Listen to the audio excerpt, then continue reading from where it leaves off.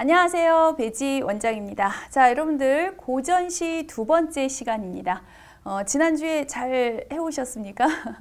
여러분들 밑에 지금 잠시만 페이지에 34페이지 옆에가 35페이지 지금 이제 첫 수업 지난 시간에는 하나지만 OT 때문에 이제 오늘부터는 두 편, 뭐 10분 10분에서 두 편이 들어갈 건데 얘들아 10분 좀 살짝 넘게.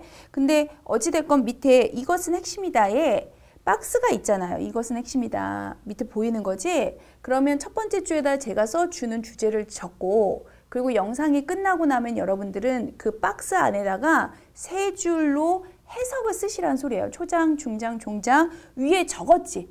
처음에 위에도 적어야 되는 거예요. 두 번 적으시는 거예요. 필기할 때 제가 필기할 때는 여러분들 교재 원문 원글 밑에다가 적으시고 그리고 나서 밑에 이것은 핵심이다가는 한 번 더 복습하면서 적어오는 것이 여러분들 확인 과제입니다. 안 하면 안 되는 거예요. 됐지? 해야만 해 얘들아. 그거 해오시는 거 하고 그 다음에 여러분들 정말 중요한 거 제가 이제 매번 여러분들한테 요거는 너희가 알아서 써. 나 필기 안 해를 페널티가 잡히는 그런 필기 안 해주는 거 알고 있지? 그거 여전히 들어갑니다. 잊지 마세요. 자, 들어가겠습니다. 자, 중요한 거 지난 시간에 했던 거 다시 한번 리마인드 다시 한번 해드릴게요. 항상 중요한 건 고전시는 해석이다. 그러니 제가 1차적으로 표면적인 해석을 해드립니다. 그걸 듣고 나서 그러니까 여기서 1차적으로 해석은 이거지만 결국 그 안에서 말하고자 하는 건 내용이 이런 거네 라는 2차 해석 들어가셔야 되고 그리고 내가 정말 중요해 라고 막 필기해 주는 것들을 눈에 박듯이 이거야. 이 작품은 요게 중요해를 기억하시는 거. 엑기스만 제가 필기하면서 설명하거든요. 그것만 기억하시면 이 작품은 내게 됩니다. 정말 중요한 거예요. 그리고 해석을 한 번 더 쓰라고 하는 건 복습 차원이라는 거. 됐지? 자, 이제 들어가겠습니다. 청사는 내 뜻이요. 먼저 해석해 드릴 거예요. 자, 거기 시옷 디귿 보이세요? 자, 요거 된 발음 하시면 돼요. 뜻 이렇게 발음하시면 됩니다. 자, 읽는 법도 매번 좀 천천히. 나 써주는 것도 너희가 고1이라서 천천히 써주지만 읽는 법이라든가 해석하는 법을 그냥 종종 중간중간 제가 넣고 있어요. 청사는 내 뜻이요. 청사는 내 뜻이요. 이따 다시 한번 설명하겠지만 뜻이라고 하는 것에는 사실은 여러 가지 의미가 있잖아. 내 뜻, 뜻 하고자 하는 거, 내 의지, 마음, 생각 뭐 여러 가지가 있을 수 있어요. 근데 여기에서는 기본적으로 내 마음이요 뭐 이렇게 들어가시면 좀 편합니다. 녹순한 님의 정의. 자, 난 할 때 내가 어떻게 읽는지 봤죠? 아래 아는 뭐 여러 가지 뜻으로 쓸 수 있지만 그냥 되도록이면 아로 표현하는 게 읽으시는 게 편해요. 녹순한이라는 건 녹수는 이라는 뜻이고요. 님의 정의, 정과 같은 거예요. 녹수라고 써도 되지만 지난 시간에도 얘기했어. 녹수가 뭐 물이지 뭐 개울물 같은 거 왜 녹수라고 하지요. 하지만 뭐 사실 청산도 푸른 산인데 굳이 청산은 너무 대표적인 단어라 제가 안 썼고요. 녹수는 사실은 좀 써주는 게 좋을 것 같아서 제가 아직은 써드립니다. 푸른 시냇물은 이렇게 써드려요. 나중에 녹수를 할 거야. 하지만 어휘를 익혀야 되거든. 녹수가 푸른 시냇물이란 뜻이구나. 푸른 물 이거는 해야 되거든요. 푸른 시냇물은 님의 정의. 님이라고 해도 되고 임이라고 해도 상관없습니다. 해석하실 때 임의 정이구나. 정이로구나. 여기서 이 정은 마찬가지로 감정 그러니까 속, 마음 이로구나. 이렇게 해석하시면 돼요. 이로구나 해도 되고 님의 시냇물은요. 님의 마음과 같다 라고 해도 되고 님의 마음이로구나. 님의 마음과 같네. 어미가 살짝 변하고 약간의 표현이 바뀌는 건 크게 문제가 되지 않는 거야. 해석할 때, 고전 해석할 때. 이게 중요한 표현이라서 얘기하는 겁니다. 처음이라서요. 잘 들으세요. 녹수가 흘러 간들 청산이야 변할 송가. 송가 의문형으로 해석합니다. 변할 송가. 변하겠는가 라고 해석을 할 거예요. 녹수 굳이 한 번 더 써드려요. 푸른 시냇물이 흘러 간들 흘러간들 이렇게 써 있지만 그냥 좀 자연스럽게 계속 읽어보다 보면 흘러간들 그러니까 흘러간들 이렇게 쓰시면 됩니다. 흘러간들이라는 것은 흘러간다 한들 흘러간다 할지라도 녹수는 흘러가더라도 이런 의미야. 한들 청산이야 변할손가 청산이야 변할손가 변하겠는가 의문형으로 씁니다. 청산은 안 변하지요. 녹수도 청산을 못 잊어. 자, 녹수, 자, 푸른 시냇물이라고 적을게요. 푸른 시냇물도 청산을 못 잊어. 못 잊어. 발음해 보셨어요? 자, 못 잊어 라는 뜻이죠. 울어, 예어, 가는 곳. 원래 예다가 가다, 살아가다라는 뜻인데 요건 나중에 할 거예요. 그냥 가다라는 의미로 보기 때문에 울어, 예어 가는 곳, 울면서 흘러가는구나. 가는구나. 예어 가는 곳, 흘러가는구나. 뭐 이렇게 해석하시면 됩니다. 자, 요게 1차 해석인데 잘 봐. 내용을 2차 해석을 하면서 한 가지 보여드릴게요. 2차 해석. 그러니까 아주 쉽게 얘기하면 청산은 내 마음과 같은 존재. 그리고 녹수, 푸른 시냇물은 님의 마음과 같은 존재. 그러니까 청산은 나 쉽게 얘기하면. 녹수는 님. 왜 이렇게 비유했냐고요? 나는 변하지 않고 계속 그 자리에 있을 건데 녹수, 님은 변해서 흘러갔어요. 가버렸거든요. 날 떠났거든요. 그래서 이렇게 비유를 한 거야. 그럼에도 불구하고 푸른 시냇물이 청산을 못 잊어 울면서 가요. 이렇게 해석하면 살짝 조금 애매하니까 하지만 요 정도 붙여줍니다. 나를 떠나갔지만 그럼에도 불구하고 녹수조차도 그도 또한 나를 못 잊어서 울면서 갔을 거야. 울면서 갔기를 바라는 청산, 나 화자의 마음이지요. 그런 거예요. 이미 녹수, 님은 떠났어요. 떠났지만 그래서 이제 그 마음을 담아서 이렇게 비유한 건 맞지만 아마도 님도요. 나 그리워하면서 갔을 거야. 울면서 갔을 거야. 그러기를 바래. 뭐 이런 의미로 보시면 됩니다. 어쨌거나 저쨌거나 님이 나를 떠나서 가서 외롭고 쓸쓸하고 님이 보고 싶고 그립네요. 자, 요 얘기 조금 이따 다시 한번 해드릴 건데, 자, 핵심적인 거, 표현법 같은 거, 자, 이제 들어가겠습니다. 2차에서 끝났으니까. 청산은 내 마음이고요. A는 B고요. 녹수는 님의 정이고요. A는 B고요. 지금 뭐 했는지 보이셨어요? 자, A는 B라고 바로 비유해 줬잖아. 청산은 내 마음과 같은 거야. 청산은 내 마음처럼 뭐뭐인 듯, 인양, 같다 라는 단어가 없잖아요.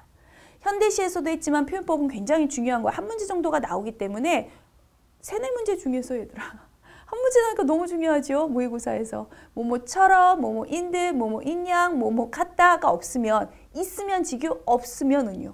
청산은 내 뜻이고 없지요? 그리고 푸른 시냇물, 녹수는 님의 정이고 이렇게 바로 비유를 해줬으니까 은유법이 있습니다. 여기도 뭐 은유법이네요. 넘어가기 전에 하나만 할게요. 자, 요 형태와 요 형태가 되게 유사하죠. 청산은 이거고 녹수는 이거고 요 형태가 되게 유사해요. 유사 문구가 2번 반복됐어요. 이럴 때 우리는 뭐라고 한다? 여기다 쓸까요? 대고법이라고 한다. 표현법은 나올 때 익히는 거. 그래서 여기에 얘들아 은유법이 쓰였니?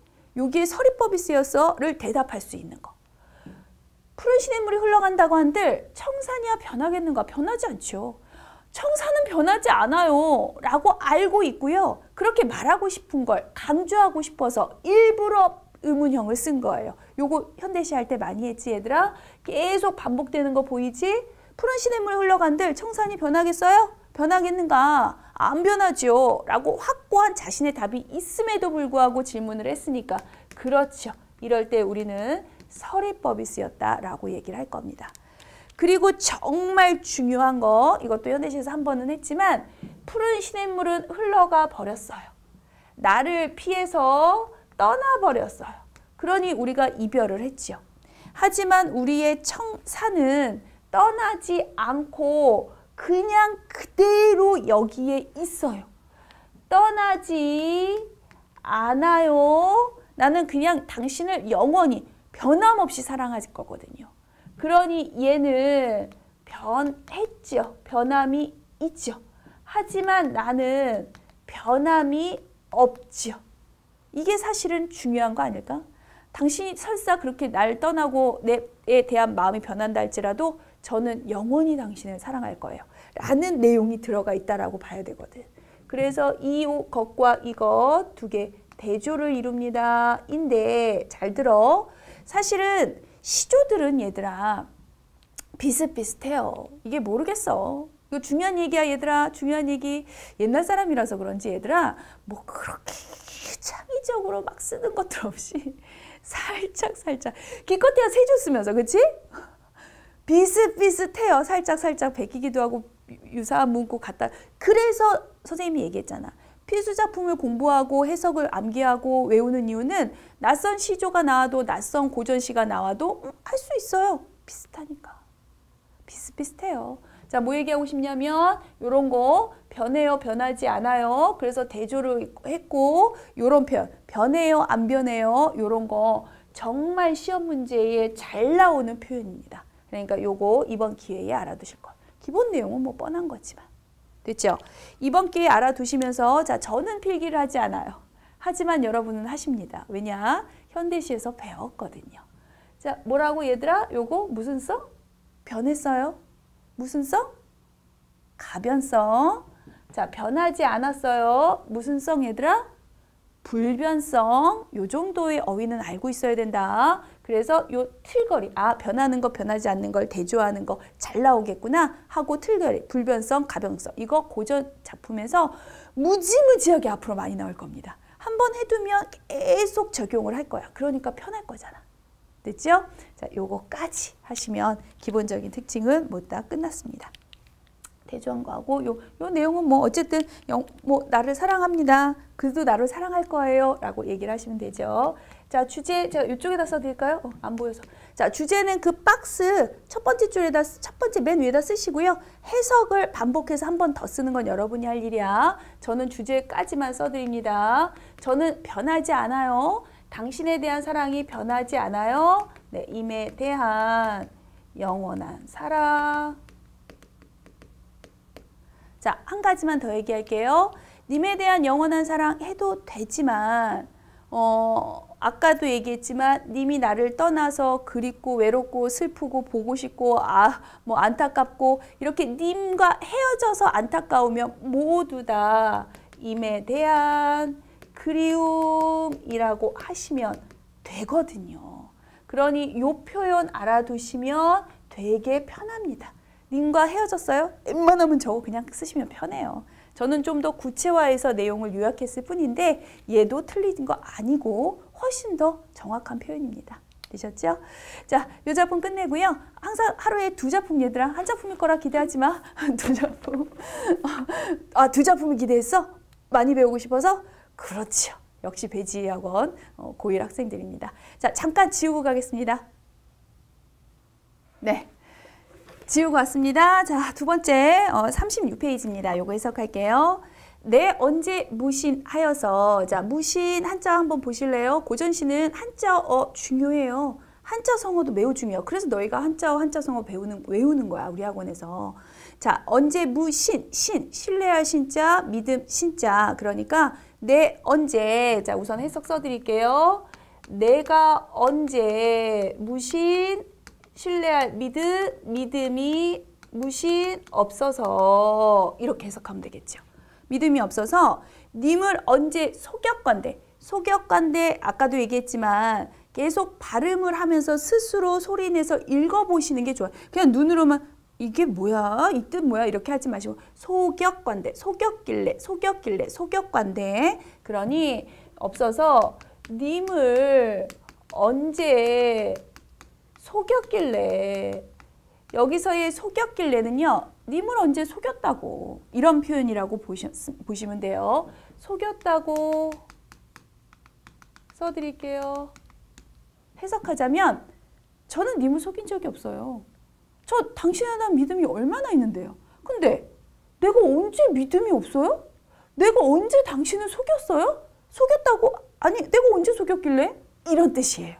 되셨죠? 그러니 나는 당신에 대한 믿음이 충만하고 당신을 속인 적이 없습니다. 근데 대체 내가 언제 당신을 속였길래 당신은 왜 나에게 오질 않아요? 내가 혹시 나한테 오해하고 그러나? 뭐 이런 의미라고 보시면 돼요. 자, 뒤에 봅니다. 월침 삼경에 온 뜻이, 자, 비읍, 디귿, 된 발음할 거예요. 온 뜻, 올 뜻, 뜻. 아까도 얘기했지만 뜻은 의지, 마음, 생각 정도로 보시면 되고요. 그게 전혀 없어요. 쉽게 얘기하면 월침 삼경에 나한테 올 생각이 전혀 없어요, 님이. 왜 안 와? 지금 헤어져 있다는 거죠. 헤어져 있어서 그립고 보고 싶어 미치겠는데 아니 안 오는 거예요. 아무리 기다려도. 그러니 이 월침 삼경에 나한테 올 뜻이 전혀 없네. 올 생각이 전혀 없어 보이네. 아니 내가 언제 믿음 없이 당신을 속인 적 있어요? 내가 언제 속였길래? 이런 뜻이에요. 이해되셨죠? 내면적인 해석 이해하시면서 해석하셔야지 무조건 겉에 이 해석만 쓴다고 해서 이 시가 전체가 이해되는 건 아니거든. 다 쓰고 나면 이게 그러니까 뭔 말이야? 속였기가 뭐야? 이렇게 오해하기 때문에 지금 제가 설명하는 이 해석들, 내면 해석이 너무나 중요한 겁니다. 됐죠? 자, 우선 요거 1차. 자, 2차 해석 들어갑니다. 제가 쓰지 않았던 건 월침 삼경 때문에. 월침, 침, 잠자다라는 뜻이고요. 월, 달이라서 해석 들어갑니다. 월침, 자, 달마저 잠드는 삼경은 시간이에요. 제가 조금 이따가 요 시간 가르쳐 줄 건데 얘들아, 옛날에는 1경, 2경, 3경 2시간씩을 묶어서 지금은 1시, 2시, 3시, 4시 하지만 2시간씩을 묶여서 1경, 2경, 3경. 그래서 지금의 현대적인 시간 개념으로 보자면 3경은 밤 11시에서 1시 사이거든요.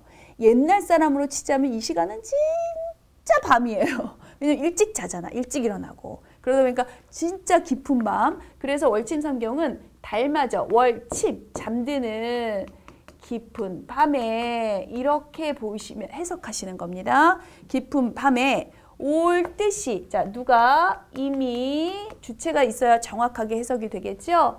올 뜻이라고 하는 거, 올 기초, 올 생각, 올 만한 그런 느낌 이런 거요.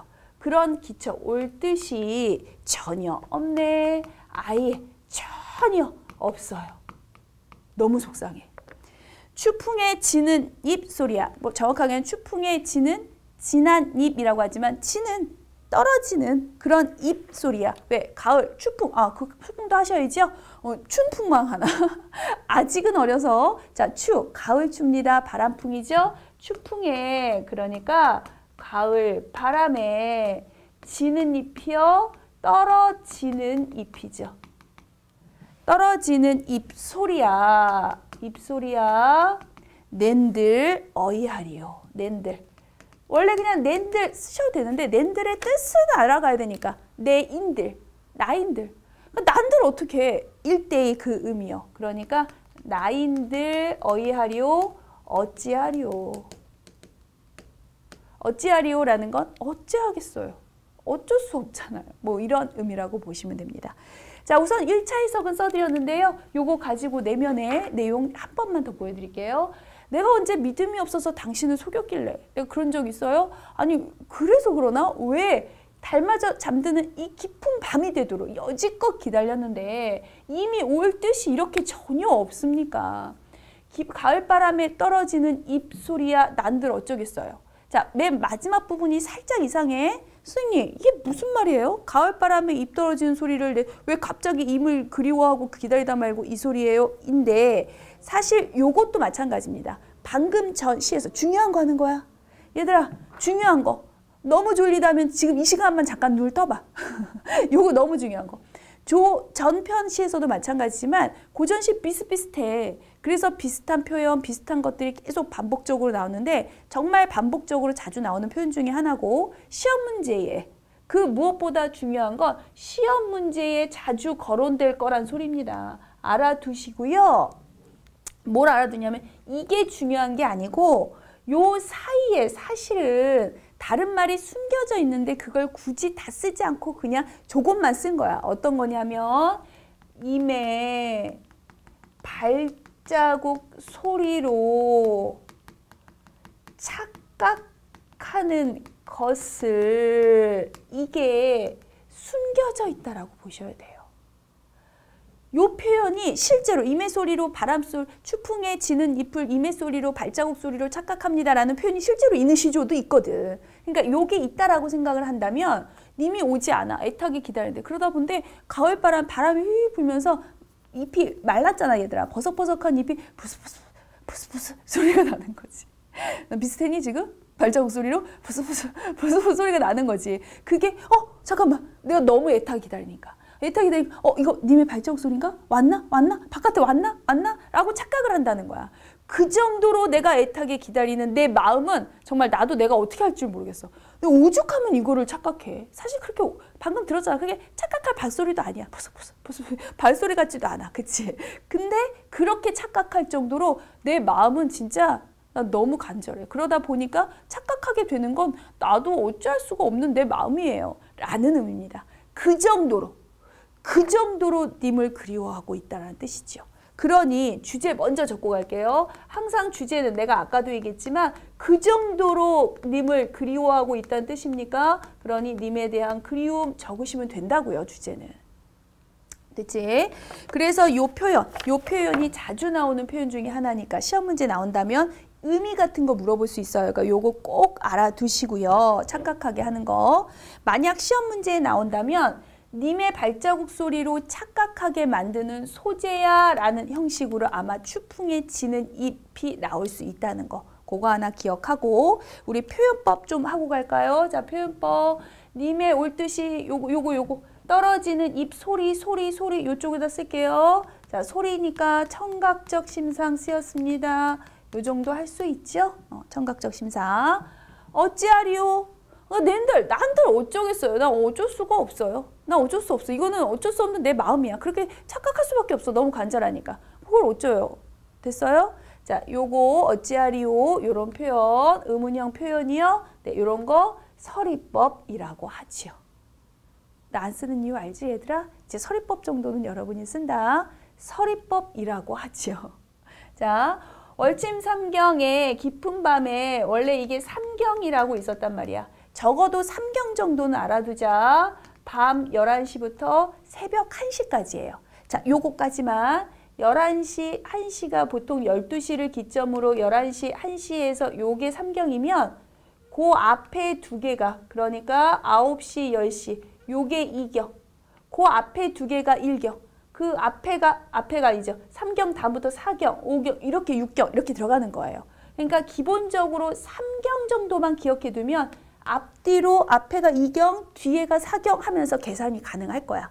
그래서 나는 매번 얘기해. 얘들아 3경 정도만 외우자. 다 외울 필요 없어요. 3경은 밤 11시에서 1시야. 됐지? 2시간 단위로 묶습니다. 올 기척이 전혀 없네 라고 얘기하면서 안타까운 심정을 얘기하고 있습니다. 요 정도만 하시면 될 것 같아요. 요 표현 나오는 거 나중에 시조 나오면 아마 반갑게 이게 그 의미야로 연결하시면 되겠습니다. 자, 여기까지로 마무리하겠습니다. 고생 많으셨네요. 긴 시간 그래도 집중해서 들어주는 여러분들이 있어서 저 힘내서 수업합니다. 이거 여러분들 나중에 자산입니다. 잊지 마세요. 계속 반복적인 소리야. 자, 고생 많으셨고 다음 작품으로 찾아뵙겠습니다.